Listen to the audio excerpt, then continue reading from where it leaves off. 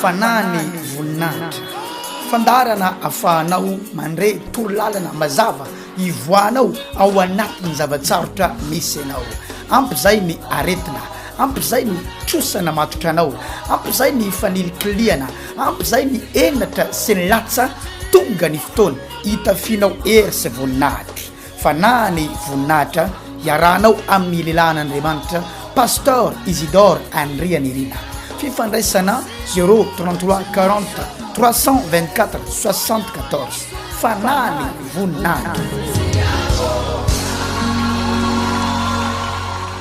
Miaraba tompoko Pasteur Isidore Andrianirina ivavaka isika raha eo misotranao amin'ny anaran'i Jesosy afaka hitondra ny teninao indray androany ny fanainao masina no manao izany asa zany izaho dia mpiara-miasa aminao amin'ny anaran'i Jesosy amen. Ao amin'ny Lioka toko fa 9:10 manomboka eo amin'ny andininy fa 2:20 no andraisantsika ny fampianarana androany momba ny atao hoe eschatologie. Ny eschatologie averiko hatrany fa teny anakiroa natambatra avy amin'ny teny vahiny grika eskata sy logos. Ny eskata de zavatra farana, logos fianarana, zany hoe ny dikateny mazava amin'ny teny malagasy de fianarana ny amin'ny zavatra farany. Mila fatatsika androany hoe mankaiza ny olona rehefa maty. Sanandro aletsika mandre olona maty tsy ratsy noho iza na ratsy noho ianao ireny olona maty reny fa tenin'Andriamanitra de mampianatra hoe tahaka ny azan'ny rano azony arato sy tahaka ny vorokely azony fandrika de tahaka zany ny olona amin'ny androny. Jereo tsara ny azan'ny rano ao anaty rano ao de mba tahaka ny olona ihany mandendeha any anaty rano any izy mitady sakafo tahaka ny olona eny amin'ny fiainany mandendeha mitady vola mandendeha ao anaty rano ao izy raha trondro lahy de mitady trondro vavy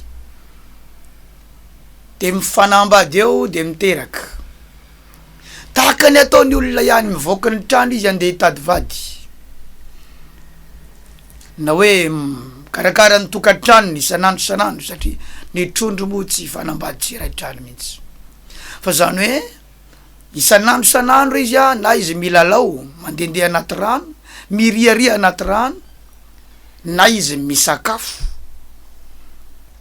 na izy tsy fantatro hoe inona ny mety ho fiainany ankoatran'izay mety ho fantatsika fa tonga tampoka ny arato amin'ny fotoana tsy ampoiziny tsy anatin'ny sainy mihitsy hoe hiala ao anatin'ny ty rano ty amin'izao fotoana zao tsy ao anaty sainy ray minitra alohany ialany ao anatin'ny rano ao de tsy mahafantatra mihitsy hoe hiala eto afaka ray minitra tonga tampoka ny arato ary izy efa ao anatin'ny arato zany mbola tsy mahafantatra hoe aratsy ty misy aty fa eo izy mbola varina mihinana eo izy mbola varina amin'ny trondro tiany mba tsy lazany hoe olo tiany tampotampoka sitomina ny arato miala tao izy ohatry zany ny olombelona izy mbola ho anatin'ny programme anasany amin'ny andavanandro mandeha mianatra mandeha miasa manomana mariazy mampandeha ny asa mandrarahany isanandro miala tampoka ety ambonin'ny ty tontolo ity izy ety ambonin'ny ty tany ity tahaka zany ny olombelona izany no mahatonga atsika hoe mandeha ny fiainatsika andavanandro fa mba miomana koa tsika hoe hoaiza isika raha hiala eto amin'ity tany ity satria tsy mifarana eo amin'ny fahafatesana ny fiainana na ny razam-betsika malagasy aza dia manana finoana fa rehefa maty ny olona tsy hoe maty am'izao fotsiny izy ina mono mahatonga ny olona manao famadihana mily ny olona fa mbola le fanany le olona maty any mbola afaka hiteny mahita ny zafiny ny zanany ety ambonin'ny tany ity de ny resaka ho ny bebe iraketaka tamin'ny i tonton Randry hoe mangatsika zay anaka famboaro ny fasana olona efa maty ery miresaka de inonony vel zany hoe ny malagasy manana finoanan'le hoe rehefa maty ny olona mbola any ny fanahiny finoan'ny malagasy ny resako fa tsy ny baiboly fa ny baiboly ndray ny tenin'Andriamanitra indray dia mana zavazavatra ohatr' zao enoy tsara mety tsy malinanao fa mba enoy kely ange azafady Luka 5:12 izy teo ary maty ilay malahelo dia nentiny anjely ho any an-tratrany Abrahama ary maty koa ilay manan-karena dia nalevina ary raha nijaly tao amin'ny fiainatsita izy ka ny andrandra dia nahita ny Abrahama telo lavitra eny sy Lazarosy teo an-tratrany ary izy niantsoka nanao hoe ry Abrahama raiko mamindrafo amiko ka irao Lazarosy mba hanoboka ny tendro ny rano-tsatanany amin'ny rano mba hampangatsika ny lelako fa fady ranovanao eto anatiny ity lelafo ity jereo tsara fa nisy olona roa teto ny tantarain'i Jesosy i Jesosy no mitantara eto ilay Jesosy ivavahany olona maro am'izao fotoana zao sasany azany dia mino mihitsy fa manana ny sarin'i Jesosy any an-tranony sasany dia mametraka ny Jesosy mandrakariva olo alaharana eo amin'ny fiainany tia an Jesosy fa mba enoy kely ange ity tenin'ny Jesosy ity nisy lehilahy anankiroa ozy ny anankiray nanan-karembe tsy angano raha mba ibebetsika no ny tantara na dadabentsika de nasaina nipetraky eo akaiky ny fanirinotsika de dika zany apatory izy zay fa i Jesosy no miresaka eto la lehilahy anankiray mpanan-karembe tsy hoe mba manamanana kely fa nanan-karembe nanaram-pofatratra isan'andro tamin'ny fafinaretana zay tiany atao dia ataony satria ananany vola hoentina miala voly mampifaly ny tenany de nisy koa lehilahy anankiray malahelo ferena zany hoe fenifery ny vatany iray manontolo nahanitra izy io napetraka teo anilany vavadiny de samby mandeha amin'ny fiainany isan'andro fiainany andavanandro ireto olona anankiroa samihafa saranga ireto ny anankiray manan-karembe andaotsika mandeha aty amin'ny taona 24 aty raha am'izao zany ny anankiray manana ny tranony vilany somary ometsika anarana le olona anankiray ohatra lalatsiny lasendra mitovitovy anarana aminao ataotsika hoe i monsieur Xavier François am'izay tsy hainao mihitsy le izy fa raha anankiray am'izany de mety mahazo ny anaratsika i monsieur Xavier François ny anankiray mivoaka ny tranony miaraka amin'ny tomobile ika farany misy alika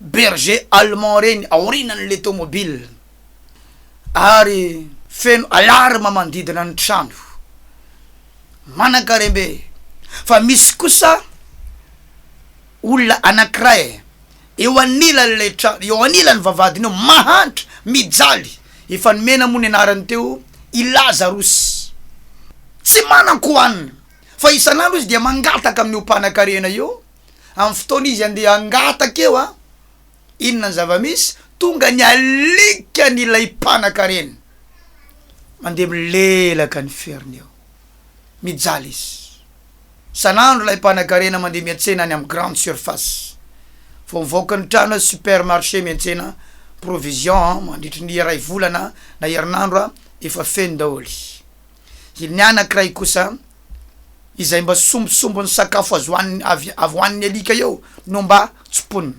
Andriamanitra ery ambony ery matazana an'izany fiainana rehetrarehetra izany ny zavatra itovizan'ny olombelona de tahaka lay netiko napiditra ny fampianarana teo tsy maintsy ho faty ny olona hiala amin'ity tontolo ny velona ity indray andro maty ozy lay mpanan-karena de nalevina maty koa Lazarosy samy nalevina fa ny fahafatesana tsy eo ny fiafarany fiainana fa miala any anatin'ny olona ny fanany amin'ny fotoana izy maty. Dinio tsara ngere olona raha tsongona ny vatanao zao maheno marary. Rehefa maty ny olona tsongona ny vatana tsy maheno marary. Misy fomba fitenin'ny malagasy zay fa enireny malagasy ny anonoky tsongona ny maty de matahotra soandevina olona mbola velona tsongotsongona so mbola velona ary ty ka rehefa tsy maheno marary tsony izy tsy miteny oay marary de dikan'izany maty marina. Fa maninona ny olona mandre marary rehefa tsongona satria mbola ao ilay fanahany. Dikan'izany ny fanahy no tena maheno marary fa fotoana miala ao anatin'ny olona ilay fanahy iny tsy maheno marary tsony ny olona ka iny fanahy andre marary iny mbola vel amin'ny fotoana ialany ao anatin'ny vatan'ny olona. Enoy tsara mbola vel iny fanahy iny ilay zavatra nandre marary iny mbola vel amin'ny fotoana ialany ao anatin'ny vatan'ny olona. Rehefa maty ilay mpanan-karena naleviny olona, rehefa maty Lazarosy mety vitsy ny olona nandevina maty olona le mpangataka tonga ny androny.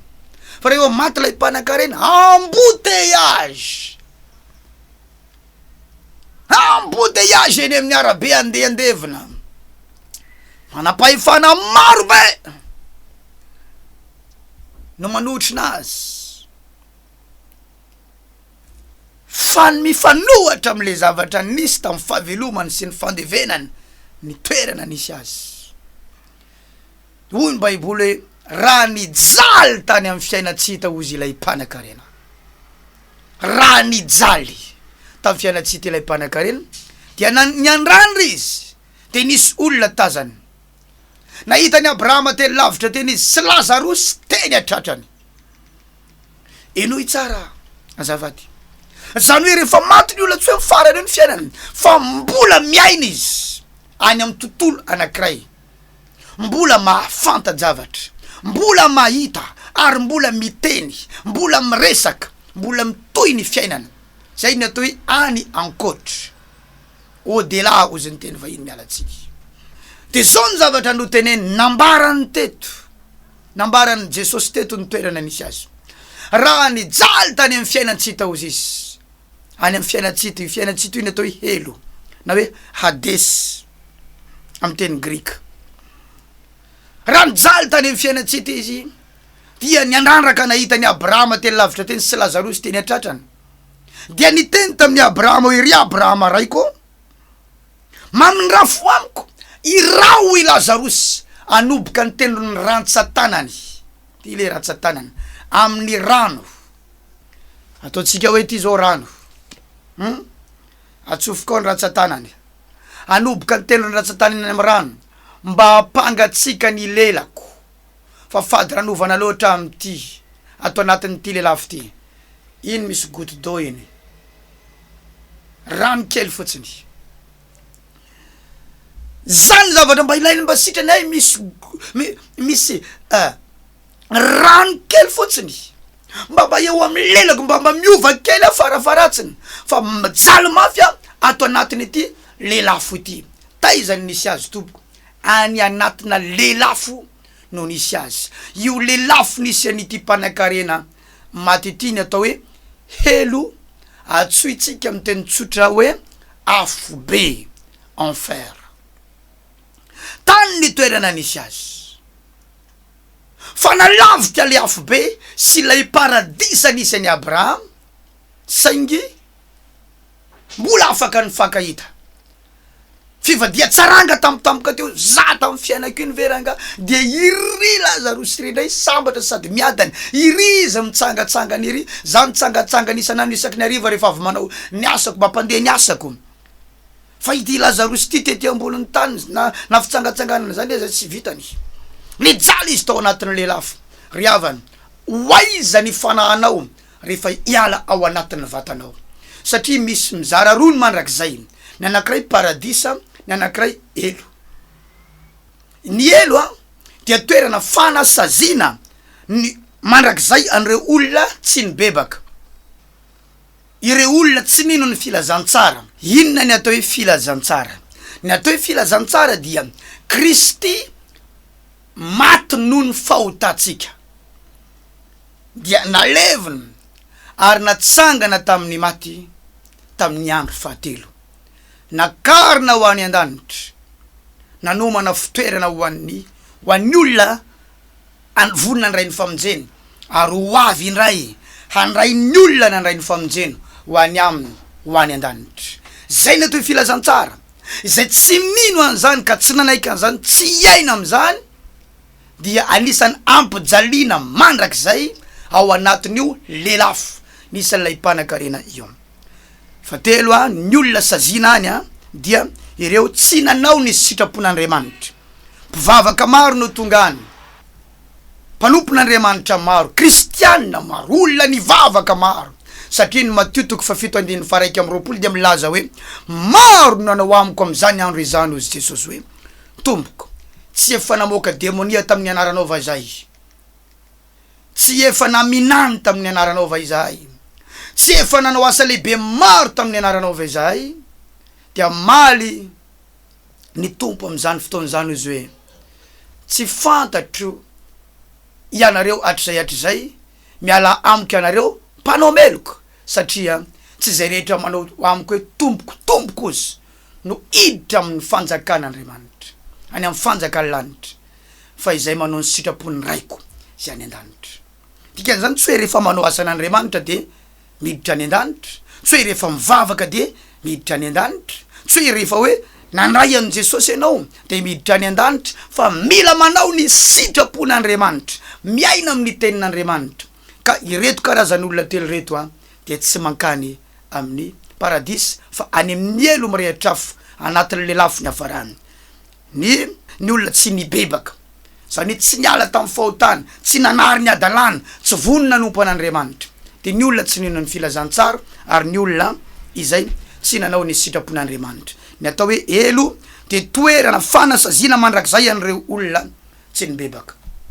Tsy mitovy amin'ny fonja ny elo. Ny fonja de toerana fanitsina, zany hoe ampahoriana vetivety ny olona mba anitsy ny diany, fa ny elo dia mandrakizay voasazy ny olona maranako azy Matteo 7:20 de ny 7 hatramin'ny 12 milaza ohatr'izao. Koa tahaka ny anangonana ny tsiparifary sy andorona azy amin'ny afo de toy izany no atao amin'ny fataperan'izao tontolo izao. Ny zanak'olona niraka ny anjeliny, ary ireny dia nangona ka hamoaka amin'ny fanjakany ny zavatra matafotoana rehetra mba am'izay manao meloka, dia anipy azy any amin'ny fandoroana lehibe mirehitr'afo izy, any no isy ny fitomanina sy ny fikitronify. Anipy azy any amin'ny fandoroana lehibe mirehitr'afo izy, any no isy ny fitomanina sy ny fikitronify. Tsy biby no atsipiany, tsy le fahotany olona no atsipiany, fa le olona no atsipiany anatin'ilay fandoroana lehibe mirehitr'afo. Zany hoe ohatrany hoe baka ordure izy io, ohatrany hoe poubelle izy io, fa izy ndray tanàna, fa lelafo izany tanàna izany, satria maro be ny olona tongany, na antitra na tanora na kely na lehibe, maro be na mpanan-karena na mantra, na andevo na tsy andevo voalazan'ny baiboly, na olona ambony na olona ambany, maro be ny tongany. Tahaka ny tamin'ny andro Noa, valy any ny olona voavonjy tao anatin'ny sampiara, fa sisan'izay tao anatin'ny safidianina. Tahaka ny tamin'ny andron'ny Sodoma dia 3 ihany ny olona voavonjy tamin'ny andron'ny Sodoma, i Lota sy ny zanany 2 vavy, fa sisan'izay mailay solfara sy ny afo nandoro an'ilay tanàna, na nivadiny Lota aza nivadika vongatsira. Dikan'izany re havana malala, isika mila miomana ho amin'io fahafatesan'io, fa ho avy tampoka io. Zany no mahatonga atsika tsy hoe rehefa akaiko faty vao hivavaka, fa am'izao fahavelomantsika zao tsika manao ny sitrapon'Andriamanitra, fa tsy hoe rehefa akaiko maty hivavaka tsy voavonjy zany ianao, fa manao ny sitrapon'Andriamanitra amin'ny fahavelomana, mino ny filazantsara amin'ny fahavelomana, mibebaka am'izao fahavelomanao zao, miomana ho any an-danitra. Tianao Jesosy. Rehefa maty ny mpino anankiray, elohy tsara fanazava ra baiboly, rehefa maty ny mpino anankiray de misy toerana misy azy any, tsy any amin'ny Jesosy no misy azy, ahoana tsara hoe ahoana tsara hoe tsy any am Jesosy ny mpino rehefa maty, tsy any am Jesosy fa any am toerana tsoina hoe paradisy. Ary Jesosy tsy any am paradisy. Ianao nareo tsara fa tsy ary renareo ty fampianarana ty, za zao mampianatra azy vao renareo. Rehefa maty ho faty ilay jolahy anankiray teo amin'ny hazo fijaliana indray andro a, dia zao ny teniny tamin'i Jesosy, zay ho faty tsoela ihany koa ho faty afaka manitry vitsy, mba tsy arovy ao izy raha tonga any amin'ny fanjakanao ianao, satria ho faty izy io manko. Dia ahoana hoy Jesosy? Anio no ionanao amiko any amin'ny paradisy. Zany hoe rehefa maty zany ny olona dia mankaiza izy, le olona manana an Jesosy, ny olona ny bebaka dia mankaiza izy any amin'ny paradisy.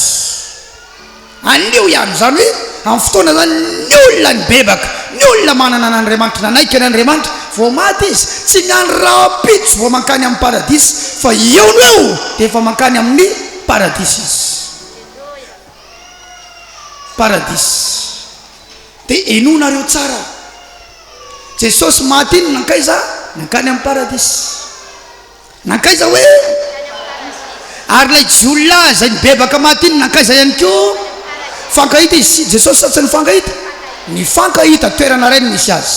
Fa tamin'ny andro fahatelo nitsangana tamin'ny maty i Jesosy, tamin'ny 3e jour. Dia i Marie ikasika azy, itsapa azy, satria sao dia verina fa matoto. Dia zao ny teniny Jesosy ao amin'ny Jean 20:17, révélation vao azoko tamin'ny marainy ty, Jean 20:17, ary révélation tsy diso. Hoy Jesosy taminy, aza manendry aho fa tsy mbola niakatra tany amin'ny ray aho, fa mandehana mankany amin'ny rahalako kalazao aminy miakatra ho any amin'ny raiko sy ny rainareo a, ary any amin'ny Andriamanitra sy ny Andriamanitra reo. Izany hoe Jesosy tany amin'ny paradisy io nahita ny ray sa tsy nahita ny ray? Tsy nahita ny ray izy. Zany hoe tsy any amin'ny paradisy ny misy any ray. Raha tsy azonao zany dia efa tsy haiko tsony ianao. Dia nitsangana tamin'ny maty amin'izay izy dia ho kasiny Marie, non non non, ne touche pas d'abord. Aza mbola kasina satria za mbola tsy tany amin'ny ray, fa za amin'izao izy alohany dia hoaiza ho any amin'ny ray. Zany hoe samihafa ny paradisy sy ny toerana misy ny ray. Azonao tsara ve izay resak'izay? Dia lazao amin'ny rahalahako izy, raha zaho amin'ny mpianatra, fa iza hiakatra ho any amin'ny raiko sy ny rainareo, ary ho any amin'ny Andriamanitra sy ny Andriamanitra reo. Dia Jesosy amin'izay rehefa izy nakarina ho any an-danitra iny, tsy nankany amin'ny paradisa intsony, fa nankaiza ho any amin'ny ray. Andeha ozy ary ho any amin'ny ray, ary za ilaza amin'ny ray mba homeny anareo ny fanahy masina. Rehefa maty Stefana ho faty dia nahita ny lanitra nisokatra izy, ary nahita n'Andriamanitra sy Jesosy teo ankavanany. Zany hoe toerana hafa ny misy any ray sy Jesosy, toerana hafa ny atao hoe paradisy. Ny paradisa any ireo olona maty amin'ny Jesosy aloha miandry, miandry événement, miandry any amin'ilay toerana atao hoe paradisy. Ohatran'ny hoe Abrahama zany mbola tsy any amin'ny ray, izy aza nandendehana iandro dia nitrotrony Lazarosy, any amin'ny paradisy ny misy azy. Ka ireo olona maty ao amin'ny tompo reo amin'ny toerana anankiray antsoina hoe paradisy. Dia any amin'ny paradisy any a toerana tsara be, toerana feno fahasambarana, feno fiadanana, fifaliana. Andriamanitra tsy any, fa any kosa tsisy alahelo tsony, fa feno fahasambarana tapitohatra any amin'ny paradisy. Mazava sa tsy mazava? Dia ny olona maty any amin'ny paradisy mahatsinjo ny toerana misy any ray sy Jesosy. Zany hoe tsinjo avy amin'ny paradisy ny tanànan'Andriamanitra antsoina hoe Jerosalema vaovao. afa mihitsy ilay tanànan'Andriamanitra so mbola misy olombelona any am'izao fa izy mianaka niany miaraka amin'ny anjely be dehibe fa tsy mbola misy olona afaka miditra any am'izao mbola fermeny any fa misy toerako sy toeranao namboarin' Jesosy ihany fa tsy mbola misy olona tonga any mazava ve zay zavatra zay elohy tsara fa ho atanjaka amin'ny fahalalana soratra maso tany mpino ato manomboka izao ary tsy azon'olona ozongozonina itsony atao bokyny Hebreo dia manambara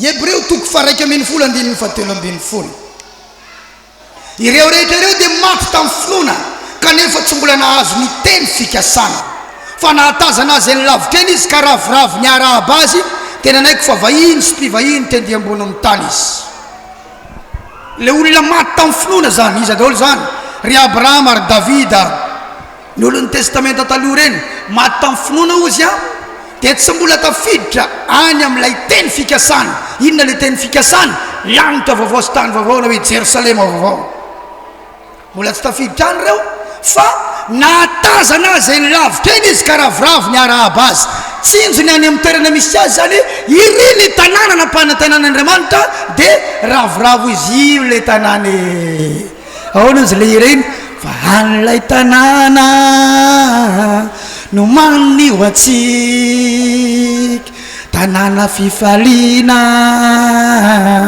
tanàna fiobiana tanàna ny maraina tsisy alina intsony mifalia am'izay ary sika ry olombo avonjy tazany hoe io le tanàna fa ry zareo aiza amin'ny paradisy fa tazana le tanàna namboarin'Andriamanitra io le izy mbola tsy mahazo mankany tsy teo any za zany eo zany sasany fa tsy mbola mahazo mankany mbola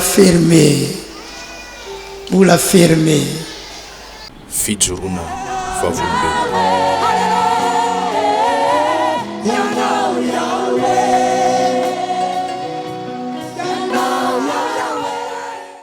ohatran'izao zany le fity ambon'le aretinako zany le izy zao fo maraina dia marary ny tendako dia taty aoriana lasa ny vonto le izy dia aveo naniry lohany dia aveo vaky dia niona tamin'ny pastera za pastera Isidore Andrinirina nionako tamin'izany dia nitantarako ny zavatra nandroana tamin'izany dia ozy izy aveo hoe matoa navelan'Andriamanitra iseho eo amin'ny faritra mamenatra anao dia tiany Andriamanitra hovondrena anao inoko tamin'izany fa Andriamanitra dia manasitrana ary nandraisako fanasitrana tao anatin'ny fiangonana zany dia rehefa sitrana za dia aveo niala tao amin'ny fiangonana satria antena moa tanora dia variana ny adalana sy firendrarendrana dia taty aoriana nandeha ny volana nandeha ny taona dia niverina tao amin'indray za le zany verina efa tsy nangataka fanasitrana intsony fa nangataka mba hiorina mafy eo amin'Andriamanitra satria ny adalana sy firendrarendrana dia tsy mitondra makaiza fa ao amin'Andriamanitra ihany no ao le misy fiainana mandrakizay ary ankehitriny za efa niorina ao amin'Andriamanitra anantena zany lanitra vaovao sy tany vaovao zany manaso anao zay raha manana olana ianao antson'Andriamanitra io na avelan'Andriamanitra iseho io olana io mba hiatsony ianao anompo an'Andriamanitra misy vahaolana ao amin'i Jesosy dia rehefa mahazo vahaolana ianao aza mihemitra itsony fandrao very any amin'ny helo ianao efa niala tao amin'i Jesosy miverena ao amin'i Jesosy fandrao very any amin'ny helo manasa anao sabotsy ao amin'ny maison de la culture amin'ny fito maraina efa manomboka ny fotoam-bavaka aza manotarany amin'ny 6 fotsiny fa sao de lasa tara loatra ianao ka maro ny zavatra tsy hoeninao fa amin'ny fito efa manomboka raha somary taratara kely mbola afaka miditra ianao fa mizatsy ho tarany amin'ny 6 raha be dehibe ny zavatra tsy hoeninao itsony ny aladiny ray amin'ny fito ora sy sasany any tany masaja 20 metatra miala eo amin'ny bazar sabotsy maison de la culture amin'ny fito alady fito sasany atany masaja ny alarby kosa etsy amin'ny fiangonana farany voninahitra tany Masaja ihany. Maro ny antso telefôny, pasteur eto mambavaka fa manana olana. Ny olanao raha entina mambavaka fotsiny de tsy voavonjy ianao. Fa io olana io mihitsy navelan'Andriamanitra tranga mba hatongavanao am-piangonana hitodianao amin'ny Jesosy de ivavaka ho anao zay raha ilainy zay anomeanao vaolan'Andriamanitra. Fa raha any an-trano any ianao mangataka eto mambavaka tsy voavonjy ianao raha voava any an-trano any io. Fa io olana io zany karazana tady isotoman'Andriamanitra anao hitodika amin'Andriamanitra hitanao Jesosy. Veloma tompoko. Fanany voninahitra, fandarana afahanao mandre torolalana mazava ivoanao ao anatin'ny zavatsarotra misy anao. Ampy zay ny aretina, ampy zay ny trosana matotra anao, ampy zay ny fanilikiliana, ampy zay ny enatra sy ny latsa tonga ny fotoana hitafianao hery sy voninahitra. Fanany voninahitra iarahanao amin'ny lehilahin'Andriamanitra Pasteur Isidore Andrianirina. Fifandraisana 033 40 324 74. Fanany voninahitra.